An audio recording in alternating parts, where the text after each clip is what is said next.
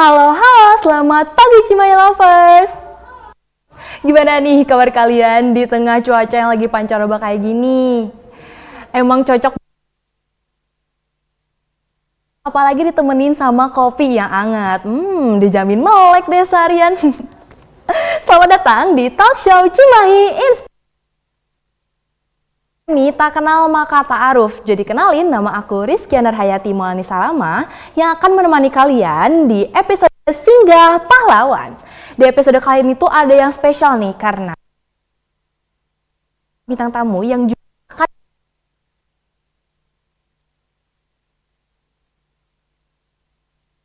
Indonesia. Tentunya kita gak mungkin gak tahu dong sama Presiden pertama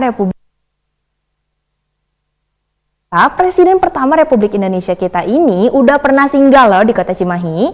Tepatnya beliau pernah singgah di kawasan Baros, kota Cimahi. Nah, gak cuma presiden pertama kita aja nih, tapi ada juga beberapa tokoh besar lainnya yang memiliki hubungan baik dengan pemilik rumah. Penasaran gak sih kalian? Yuk langsung aja kita simak video yang berikut ini.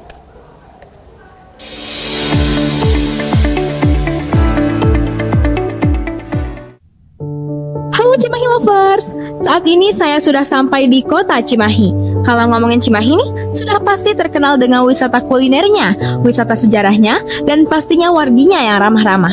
Tapi kali ini, kita akan mencoba mendatangi bangunan bersejarah yang ada di kota Cimahi. Kalian penasaran? Yuk ikutin terus! Inilah rumah Mbah Wongso, dibangun permanen dengan gaya arsitektur barat pada tahun 1918. Kini berusia lebih dari 1 abad dan dihuni oleh cucunya, yaitu Ibu Hajah Dewi Indraprasti dan suaminya, Bapak Haji Tiswara. Ibu Dewi adalah cucu dari anak ke-9 Mbah Wongso, yaitu Sukartono Abu Hair. Nyaman, asri, dan unik. Begitulah kesan pertama jika Anda mengunjungi rumah Mbah Wongso.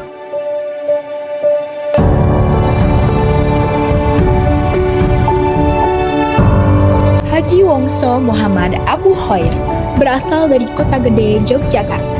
Ia berjualan sandal kayu atau ceripu dan batik khas Yogyakarta di Pasar Impres Sriwijaya, yang kini dikenal sebagai Pasar Antri. Selain berjualan, Wongso aktif dalam Sarekat Islam yang didirikan oleh Hos Cokroaminoto. Ia menjabat sebagai bendahara.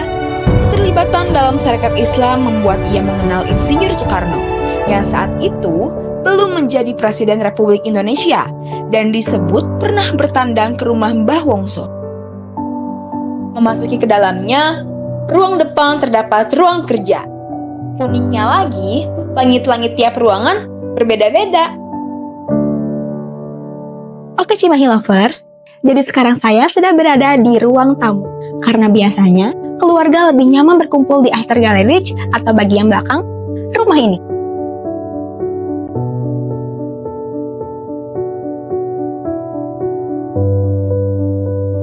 Di bagian belakang atau after gallery terdapat kamar untuk asisten rumah tangga, dapur, dan kamar mandi. Di samping sebelah kanan bangunan utama adalah pavilion. Sekarang hanya digunakan sebagai gudang tempat penyimpanan barang. Mari kita jaga dan lestarikan warisan berharga ini agar kisah Mbah Wongso dan semangatnya terus hidup dalam generasi mendatang. Tetap bangga jadi warga Cimahi ya. Saya Syahira Gina Khaliza, pamit undur diri dan sampai jumpa.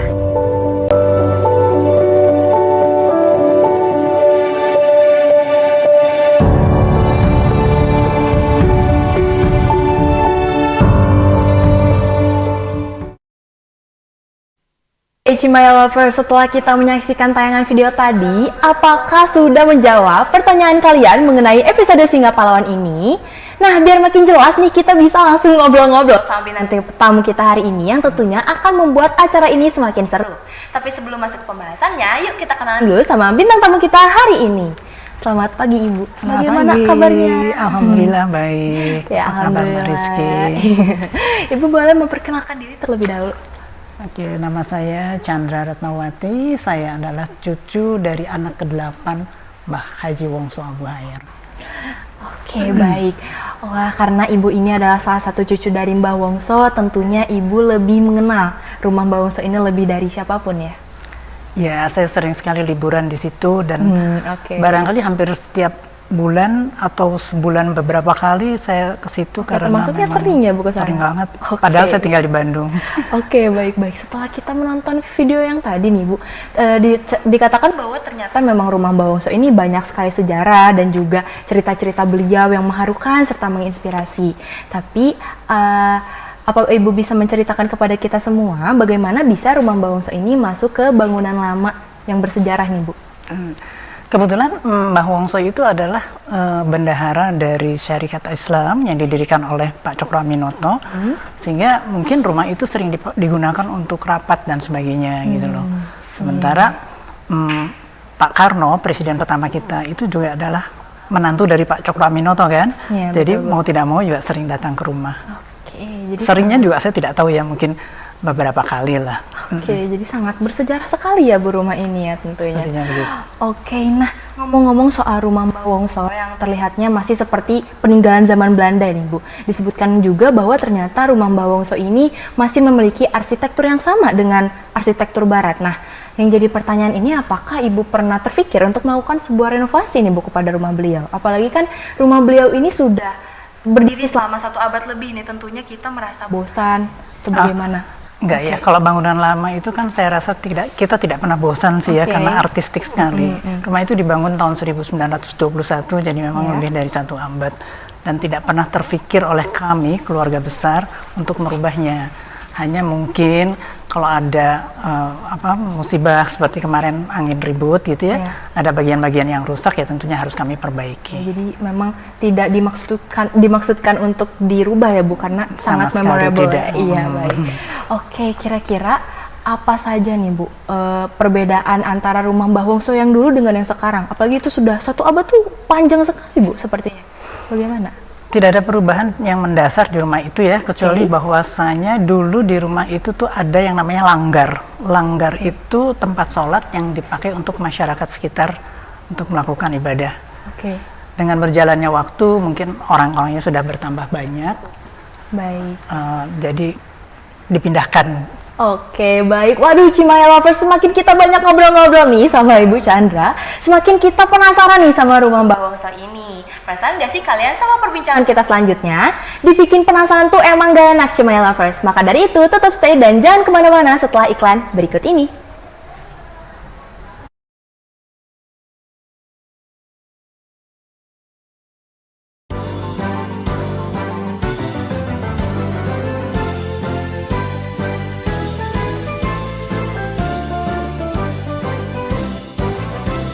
SMK bisa, SMK hebat, bermutu dan berkarakter kuat. SMK Negeri 1 Cimahi beralamat di Jalan Mahar Martanegara, nomor 48, Kota Cimahi, Provinsi Jawa Barat. Provinsi yang unggul merata. SMKN 1 Cimahi termasuk dari 219 SMK sebagai pilot project revitalisasi SMK oleh Kementerian Pendidikan dan Kebudayaan yang mengacu pada Instruksi Presiden nomor 9 tahun 2016.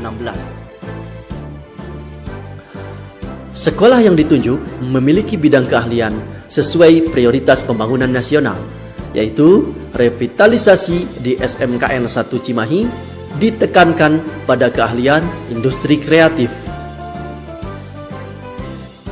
SMKN 1 Cimahi memiliki 9 kompetensi keahlian dan sudah terakreditasi A. Berdaya saing dalam bekerja, tampil mandiri penuh. Memiliki siswa yang beragam berjumlah 2.511 orang dengan visi menjadi SMK unggulan yang menghasilkan sumber daya manusia bermutu dan berdaya saing tinggi. Memiliki banyak prestasi baik tingkat internasional, nasional, provinsi, dan kota maupun Bandung Raya. Prestasi ukir masa depan, menerjang zaman menyongsong pembangunan. Siap sedia dan selalu bangga dari SMK untuk Indonesia. Dari SMK untuk Indonesia. memiliki guru dan staf yang kompeten di bidangnya berjumlah 140 orang. Mutu dan berkarakter kuat, berdaya saing dalam bekerja, tampil mandiri. Memiliki prestasi yang membanggakan, yaitu prestasi nasional dan internasional atas nama Bapak Rudi Haryadi, STMPD.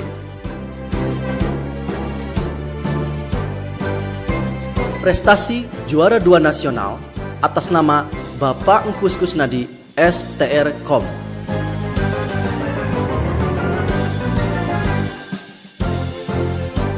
Dan prestasi Provinsi Jawa Barat atas nama Bapak Yuyus Wisnurat, SPD.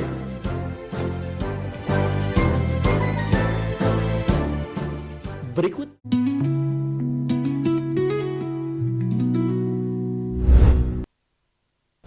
Cimahi Lovers, balik lagi di Cimahi Inspiratif. Nah, setelah tadi kita sama Ibu, nah kali ini karena akan ada seorang yang memiliki pengetahuan heritage. Penasaran nggak sih kalian? Yuk langsung aja kita sambut narasumber kita hari ini. Selamat bergabung Bapak. Oke, Bapak Ahmad, boleh memperkenalkan diri terlebih dahulu Pak kepada Cimahi Lovers. Terima kasih. Baik, nama saya Ahmad Nuriana. Saya selaku Kepala Dinas Kebudayaan, Pariwisata, Kepemudaan dan Olahraga di Kota Cimahi. Oke, baik. Bapak kebetulan di sini juga ada salah satu cucu dari Mbah Wongso. Oke. Ya. Nah, Selamat pagi.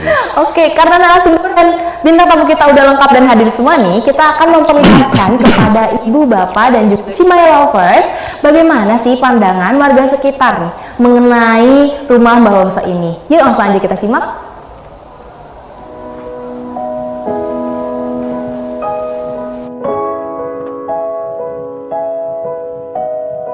Halo Cimahi Lovers, kembali lagi di History Cimahi. Kita bakal bahas tentang rumah Mbah Wongso. Penasaran kan? Yuk ikutin terus.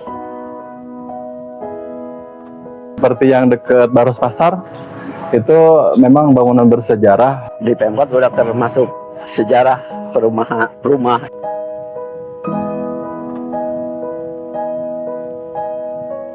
Dulu dia sebagai tuan tanah ya, yang pinggir jalan tol itu termasuk wakaf makam keluarga. Iya sih, soalnya bangunannya juga unik, sama kadang emang menarik kalau ngeliat gitu. Melengkapi juga Neng sedikit. Orang di bis Sakoci lah ya, Kota Cimahi, itu kan pada mau tahu ini bangunan apa.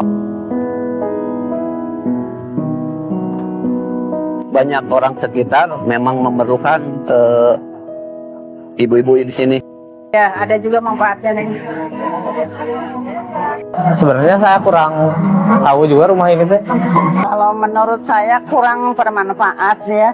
Untuk misalkan bikin hotel gitu kan, kalau hotel itu kelihatannya lebih mewah gitu kan.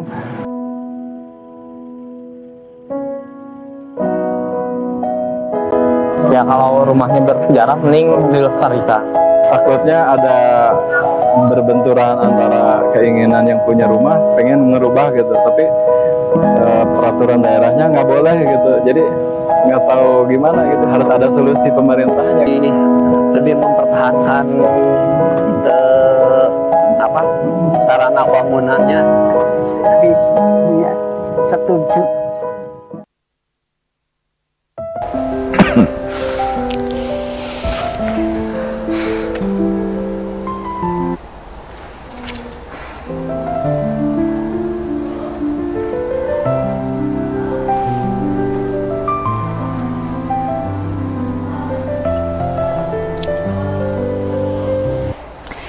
Aduh, lama-lama enak juga ya didengerin. Saking keenakannya aku sampai lupa nih kalau di sini aku gak sendirian Cimahi Lovers.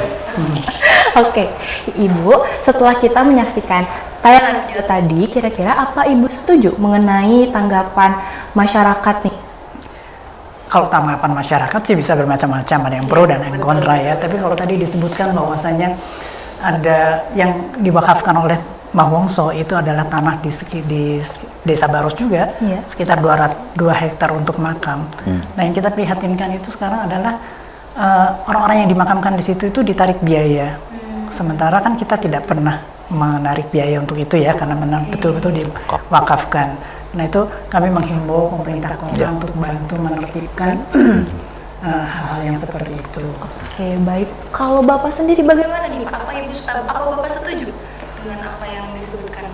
Iya, yang pertama mengenai bagaimana kita melestarikan rumah Mbah Wongso ini, yang tentu saja harus ada langkah-langkah dari pemerintah kota untuk bagaimana melestarikan. Yang kemudian yang kedua tadi mengenai tanah wakaf yang diwakafkan kepada masyarakat dari Mbah Wongso untuk pemakaman. Saya sih memberikan usulan saran dari pihak keluarga ahli waris untuk menyampaikan kepada pemerintah kota, hibah kepada pemerintah kota untuk bisa kita kelola, sehingga nanti bisa kita kendalikan pemanfaatannya. Baik. Itu mungkin sementara. Iya, siap. Ibu, saya ingin bertanya nih Bu, disebutkan juga bahwa ternyata rumah Mbah Wongso ini sangat bermanfaat nih ya Bu bagi warga sekitar. Tapi apakah ada salah satu peristiwa yang malah membuat rumah Mbah Wongso ini rugi nih karena warga sekitar ini Bu? Sejauh ini sih enggak ya. Oke, jadi aman ya Bu, tidak ada yang merugikan. Oke, alhamdulillah. Oke, dari yang pernah saya tahu nih Bu, katanya rumah Mbah Wongso ini ketika Baros belum ada masjid pernah dijadikan masjid alternatif ya Bu, dan juga ada tanah wakaf yang berupa makam yang diberikan beliau kepada warga sekitar. Apa itu benar Bu?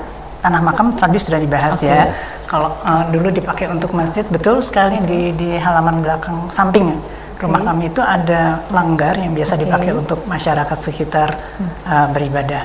Tapi dengan berjalannya waktu, masyarakatnya bertambah banyak dan orang yang datang juga lebih banyak sehingga tidak mencukupi.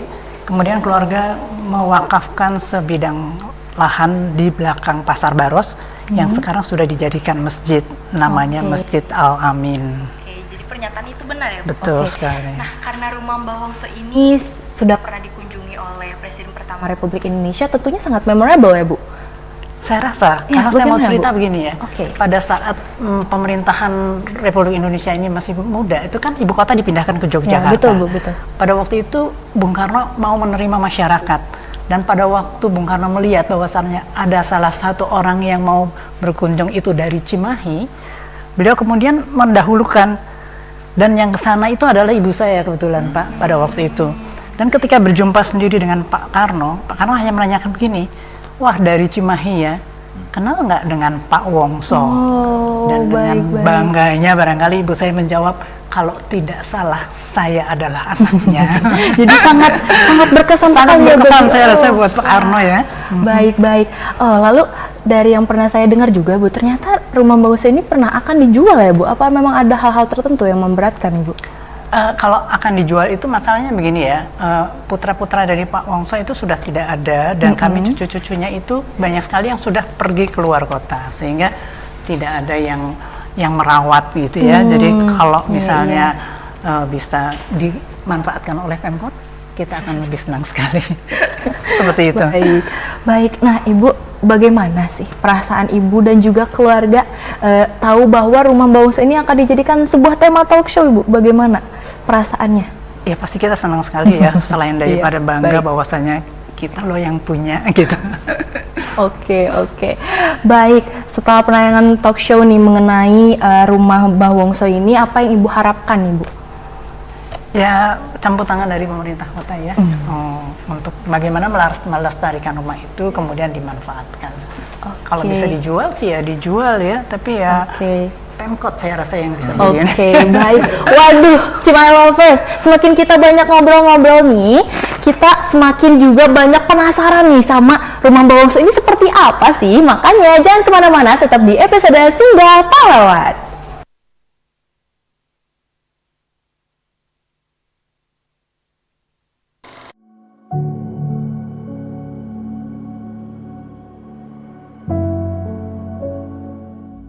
Kamu kenapa di sini sendiri? Aku iri sama mereka yang cantik-cantik. Mereka semua lewat di depan aku. Badannya bagus. Kamu tidak boleh seperti itu. Kamu juga cantik. Cobalah kamu percaya diri. Aku pamit dulu ya. Bye.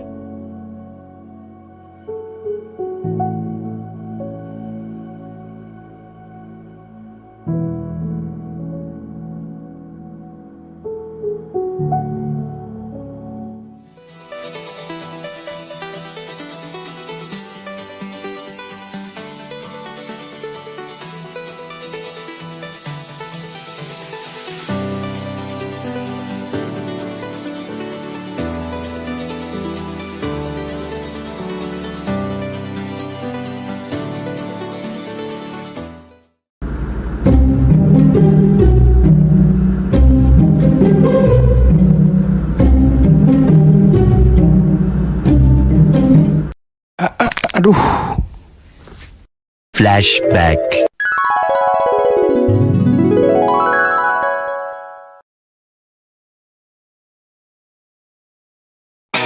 Ayo kembalikan tubuh ke kondisi yang sehat. Hidup produktif adalah aktivitas yang akan membuat diri kita semakin berkembang dan disiplin.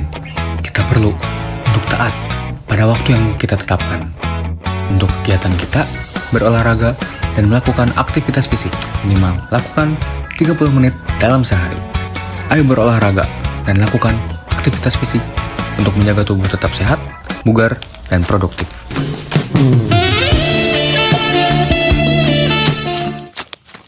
Ayo hidup produktif, mulai dari aku, kamu, dan kita. Iya. Dilakukan oleh kelompok siswa.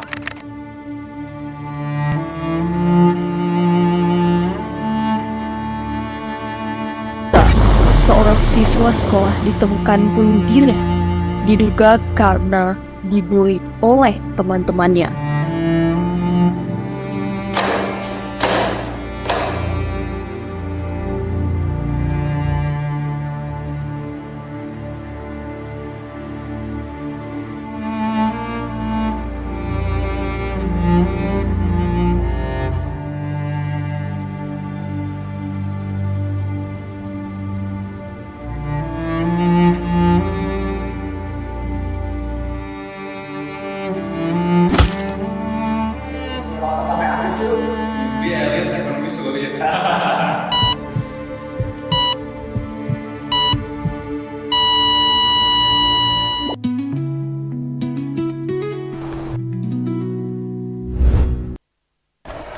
Cimahi Lovers, balik lagi di Cimahi Inspiratif. Nah, setelah tadi kita udah banyak ngobrol-ngobrol nih sama ibu, dan sekarang kita lumayan singkat banget kan ngobrol sama bapak ini. Nah, sekarang kita mau gantian ngobrol sama bapak yang merupakan seorang yang memiliki ilmu khusus mengenai bangunan heritage. Benar begitu, Bapak?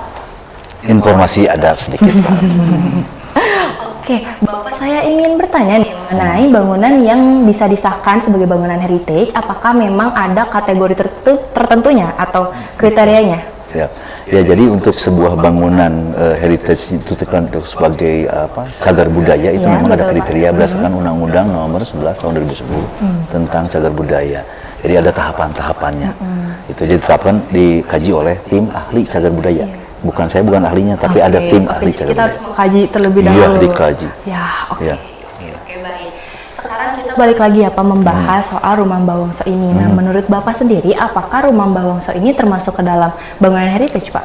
Ya, kalau menurut saya memang pertama bahwa bangunan Mbah Wongso itu sudah memiliki kriteria di atas 50 tahun usianya, kemudian memiliki gaya arsitektural di masanya lebih dari 50 tahun, bergaya neoklasik, dan dari beberapa literasi memang ada beberapa sejarah gitu ya di rumah Mbah Wongso ini.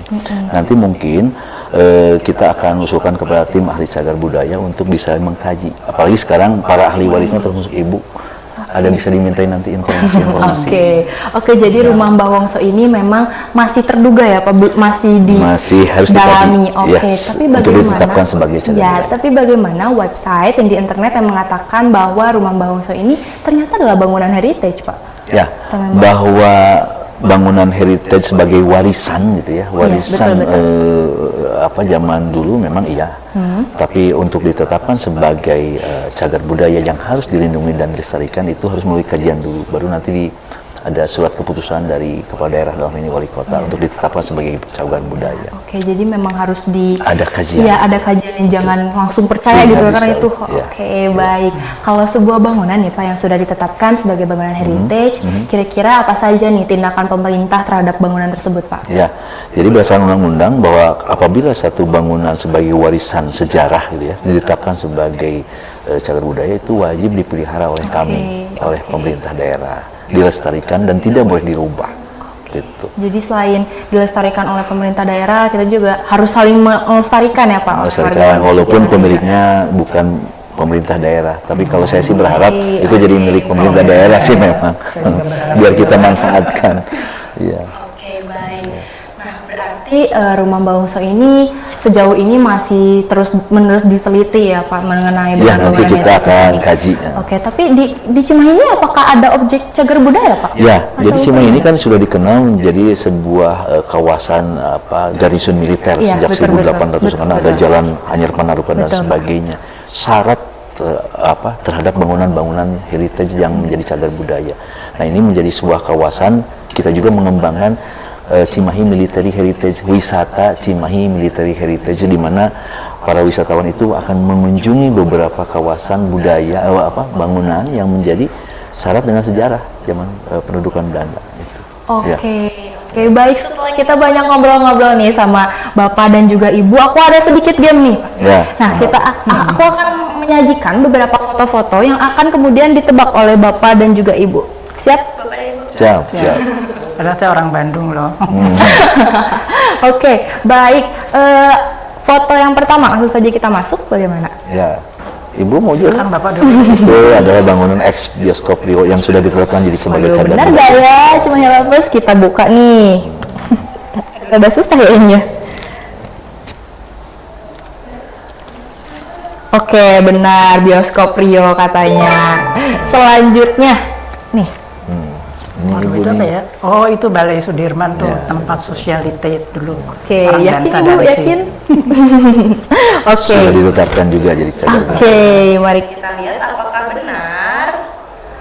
Oke, ternyata benar, gedung The Historic ya ini ya. Oke, baik. Oke, yang terakhir nih, terakhir. Coba. Kita lihat bareng. Ayo, stasiun kereta api Cimahi. Oke, benar. Sudah ditetapkan. Jadi cagar budaya juga sudah. Oke, tadi kan kita udah tahu ya tentang bagaimana ketentuan bangunan-bangunan heritage, apa saja faktor pendorongnya, dan masih banyak lagi. Kita juga jadi tahu banyak ilmu nih, pencerahan dan hal-hal seru lainnya yang bisa kita rasain kalau misalnya kita berkunjung di bangunan-bangunan heritage. Nah, ternyata banyak juga ya Pak bangunan-bangunan di Cimahi yang ternyata kita nggak pernah tahu gitu kalau banyak. gitu. Ada sudah 60 yang didata oleh kami. 9 sudah ditetapkan menjadi cagar budaya, 26 masih diduga, dan 25 sudah didaftarkan ke data pokok budaya di kementerian. Oke, kalau begitu terima kasih banyak kepada Bapak Ahmad yang sudah bersedia nih menjelaskan secara rinci kepada kami dan juga kepada para Cimahi Lovers di luar sana. Kayaknya kalau misalnya nggak ada penjelasan dari Bapak Ahmad nih, kita nggak akan pernah tahu nih kapan lagi dapat ilmu dan pencerahan. Terima kasih Bapak sekali lagi. Terima kasih juga kepada Ibu yang sudah bersedia meluangkan waktunya untuk kita ajak ngobrol-ngobrol seputar Rumah Bangsa ini. Sama. Terima kasih. Ya, Cimahi Lovers, gak kerasa nih ternyata kita udah sampai aja di penghujung acara. Gimana nih para Cimahi Lovers, sama episode kali ini tentunya sangat berkenan nih, sangat berkesan ya bagi kalian, apalagi kalian yang suka berlibur, mengisi waktu luangnya untuk menjelajahi bangunan-bangunan lainnya. Nah, ternyata gak cuma Bandung, Jakarta, Semarang, atau luar negeri, ternyata kota kita sendiri itu banyak loh ya bangunan-bangunan yang kita kira gak ada sejarahnya, itu tuh banyak banget sejarahnya. Jadi kita tuh harus mengeksplor kota kita sendiri dulu. Oke, kita juga jadi tahu nih bahwa memang Rumah Mbah Wongso ini pernah menjadi objek terduga cagar budaya ya Pak, benar begitu. Karena namun sayangnya memang Rumah Mbah Wongso ini tidak dibuka secara umum Cimahi Lovers. Oke, karena acara kita udah mau selesai nih, katanya jika pertemuan adalah awal dari perpisahan, maka perpisahan adalah awal dari keindahan pertemuan selanjutnya. Maka dari itu, lebatnya buah pohonku ini. Pohonnya punya Pak Amin. Acara berakhir sampai di sini, sampai bertemu di kesempatan lain. Peluk kreatif, salam inspiratif. Terima kasih.